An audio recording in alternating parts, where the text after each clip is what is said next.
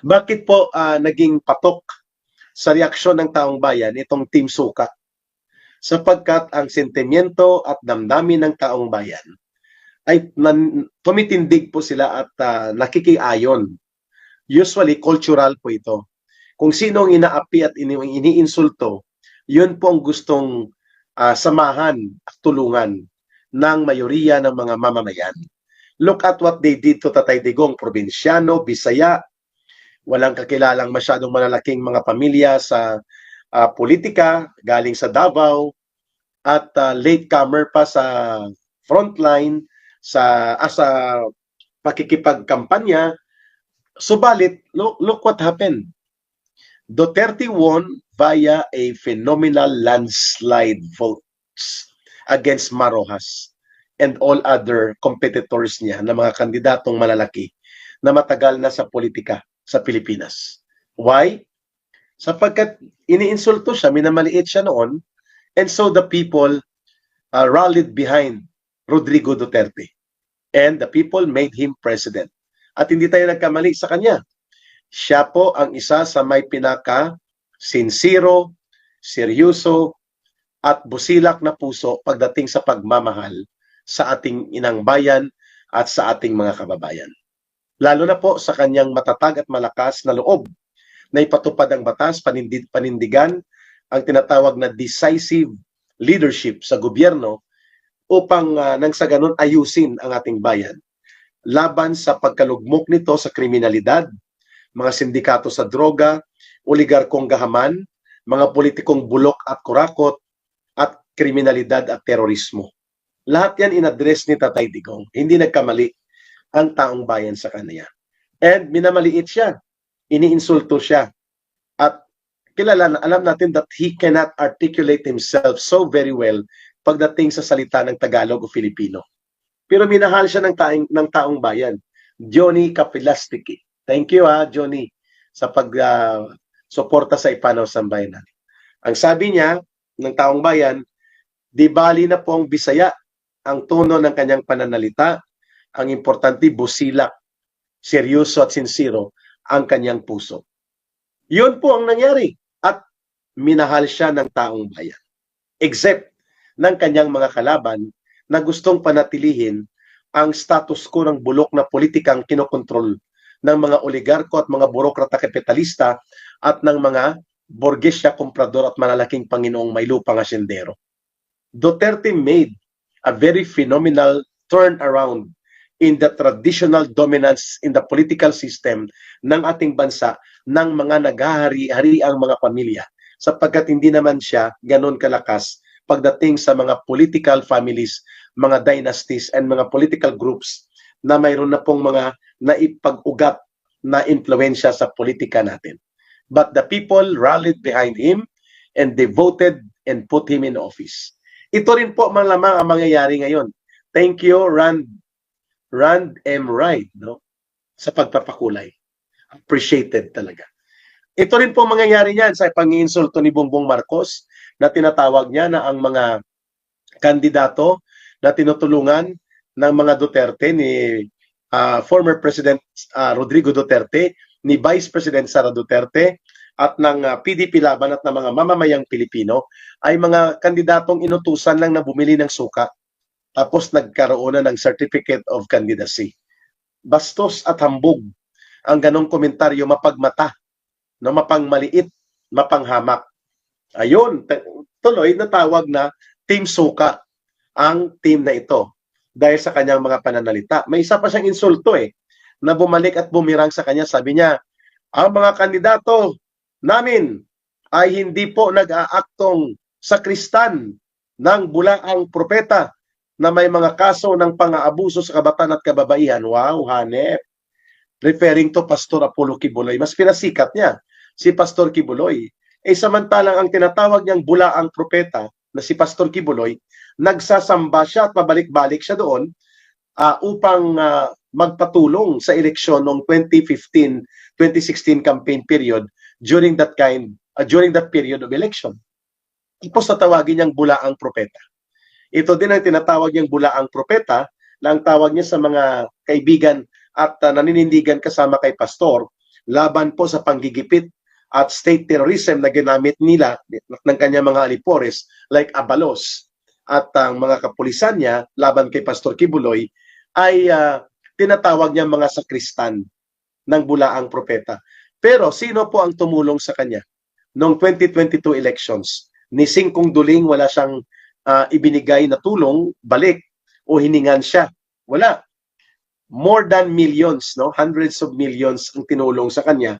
Not in cash, of course, but airtime, free coverage, at malalaking mga pagtitipon dalawa na nagpakintab ng kanyang kining bilang magaling magsalita at magbulatik at naloko niyang taong bayan doon sa dalawang debate series sa Okada, Manila na inisponsor po at binigay ng libre sa kanya ng SMNI at nila Pastor Kibuloy. Wow, bulaang propeta ha.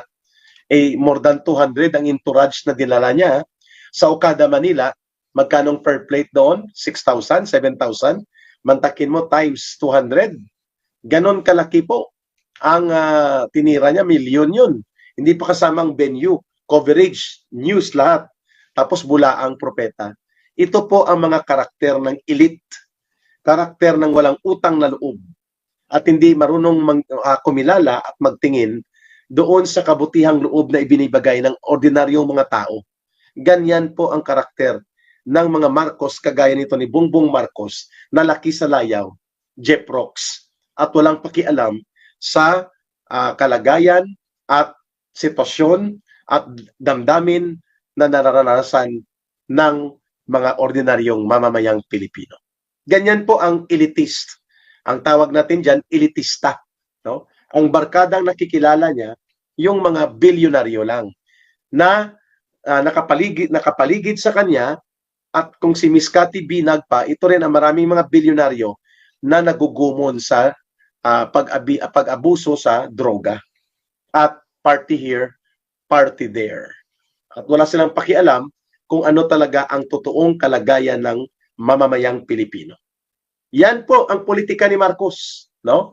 So Team Suka, hindi niya naalala mga kababayan, na ang Team Suka o ang Suka, para matansya mo kung peke, bogus ang gold na ibinibenta o nakadisplay, ay pwede mo pong lagyan niya ng suka, kalamansi, at lalabas po ang totoong karakter ng material niya kung ito'y original o hindi o totoong gold. Kaya ang suka po is a reagent. Kung sa chemistry yan, reagent po yan na ginagamit para palabasin po ang komposisyon ng ginto sa isang bagay. So dahil suka tayo, hindi alam natin kung para saan yan. Para ipalabas ang peke na uri ng presidente at ang kanyang team na iniendorso na hindi naman karapat-dapat pang bumalik sa Senado. Kita mo sa kanyang pang-aatake at pang-iinsulto.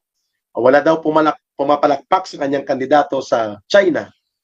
Pero takam na takam sila sa siumay, hopya, kikiam at siupaw.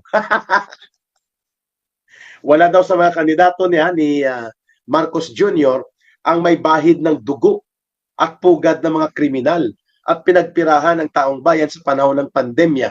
Wow! Hanep. Pinagpirahan, saan ang basis mo niyan na namera si Rodrigo Duterte? Sino ang tinutumbok mo? Si Senator Bongo at ang Farmally? Di nag-file kayo dapat ng kaso, ikaw ng presidente. Bakit ka pa magpatumpik-tumpik? Pero teka muna. Walang basihan yon sapagkat wala kang solid evidence to prove that na pinagpirahan nila ang mamamayang Pilipino during pandemya. No? Propaganda mo yon. Ito hindi propaganda. Sino ba ang may mga conviction sa criminal cases ng pagnanakaw sa kaban ng bayan? Hindi ba ikaw? Kayo, pamilya nyo? Di ba? Di ba? Oh, sino ba ang nakikipag-ariglo sa Amerika? Lalo na nang naging pangulo ang iyong big boss na si Joe Biden, no? At inaariglo mong mabawi ang inyong mga ari-arian at mga pondo naka-freeze doon sa Amerika, di ba ikaw, kayo, ang may tinatagong nakaw na yaman? Ito pa, sino bang hindi nagbabayad ng state taxes na mga umaabot na ng 203 billion pesos with final decision na ibinaba na ng Korte Suprema since 1997 at ikaw ang state administrator. Presidente ka na ngayon, hindi ka marunong magbayad ng 203 billion pesos para sa pamilya mo para mabayaran ang buwis na ito? Tapos magmamalinis ka? Hindi yan fake news. Hindi rin po yan inimbento na kwento. Yan ay totoong mga issue na dapat sinagot mo, no, Mr. Marcos. Kaya sa tingin ko itong Team Soka mo magbubumirang sa iyo to sapagkat very cheap, irresponsible, and unbecoming of a president. No? Nakikialam ka lang sa eleksyon na ito, hindi ka naman kandidato pero binabastos at binabalahura mo ang antas ng kampanya. Instead na pag-usapan at ipaliwanag niya ang mga totoong issue at iskandalo na sumasambulat at yumayanig sa kanyang administrasyon, ay hindi niya tinalakay, no? Kung ano-anong discarding ginawa niya. Number one, hindi niya may paliwanag dahil nahuling-huli sila that there were 28 blank items in 13 pages na ipinalusot ng final report ng Bicameral Committee Conference, pirmado at pina-adapt at ipinasa ng plenaryo na may mga blanco. Sinong naghilot? Saan ginawa ang paghihilot? Because these are falsification and fraudulent acts tampering the legislative document pertaining to budget, which is a criminal act. Diba? Tahimik siya, pinapasagot sila ngayon ng Supreme Court dito sa isinampang kaso nila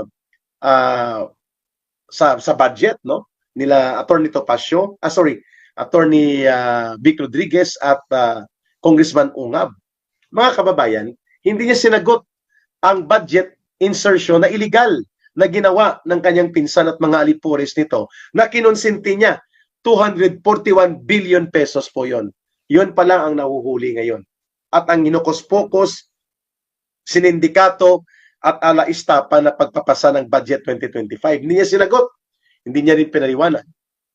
Sino ngayon ang gumagawa ng issue na para lamang malusutan ang totoong problema at iskandalong sumasambulat sa iyong administrasyon? Number 2, wala siyang paliwanag ano nang nangyari dito sa 1.3 trillion pesos na mga pondo para sa flood control project na kinokontrata, kinukulimbat at pinapalusutan ng iyong mga alipores. Kagaya ng pinsan mo dyan sa Kongreso tungkol sa mga flood control project, sabi mo 5,500 ang tapos na or matatapos na. Ayun, nang bumaha, lubog ang mahigit 10 milyong Pilipino around Metro Manila, Cavite, Laguna, Batangas, Rizal at pati sa mga Bulacan hanggang Pampanga. Kolokoy. Hindi niya sinagot ito. Di ba? At ito pa, ang maliban dyan, anong nangyari sa 60 billion pesos na kinulimbat nyo sa PhilHealth? Bakit walang paliwanag sa inyo ginamit? Ha? Yan ang mga issue na dapat sinagot mo. Hindi yung mga issue sa suka, no? At issue sa mga bulaang propeta, mga pugad ng kriminal, kung ano-anong terminong ginamit niya, na alam naman natin pilit na pilit niyang maging parang si Rodrigo Duterte pag nagsalita na parang salitang kanto, pero hindi bagay sa kanya kasi overacting na at hindi pa totoo, ay hindi rin siya bagay na gumamit ng mga ganitong estilo sapagkat hindi ito katanggap-tanggap sa taong bayan dahil ito ay totoong maruming laro ng politika nila. Ito pa, hindi niya paliwanag. Dapat sinagot niya ni Marcos Jr. itong tinatawag na Maharlika Discarte Fund na umaabot na po sa 500 billion pesos. Wala pong update kung anong nangyari dito. Isa pa yan. Pang-apat, ano nang nangyari dito sa mga tinanggal nyong budget para sa PhilHealth, budget sa education sector, at nag-realign ka ng mga primary and focus projects upang ilagay sa mga ayuda at kukurakuti na infrastructure projects ng pinsan mo at ng mga alipores niya. Samantalang tinanggalan mo ng almost 60 billion pesos ang para sa edukasyon ng mga kabataang Pilipino, both sa tertiary, high school, and elementary. At ganoon din po sa PhilHealth Insurance, tinanggalan mo din ng pondo, maliban pa sa kinulimbat na ninyo ang pondo na 60 billion pesos. At nakatigil kayo ng Supreme Court sa 29 billion pesos dahil mukhang ito ay hawig na hawig sa technical malversation, which is a serious crime. Ayun, iyan dapat na mga pinaliwanag mo, Mr. Marcos. O ano nang mapaliwanag mo dito? Dahil lahat ng survey sa loob po ng 6 na buwan na nakaraan, 60% hanggang 62% ng Pilipino ang nagsasabing lugmok ang kabuhayan nila at sila po ay nasa bingit ng kahirapan, in the threshold of poverty. O ano yan? Ba't di mo mapaliwanag yan? Ha? Tapos sasabihin mo, yung mga Team Suka, wala sa inyo, may mga pugad sa kriminal. Sino ba ang nagpo-promote ng kriminalidad? Sino ba ngayon kung ikukumpara ang index crime, kaliwat ka ng holdapan, kaliwat ka ng kaso ng rape, at kaliwat ka ng kaso ng droga, dinidisplay pa sa internet, sa social media, at kaliwat ka ng bintahan nito at paglaganap muli at kasagsagan ng panunumbalik ng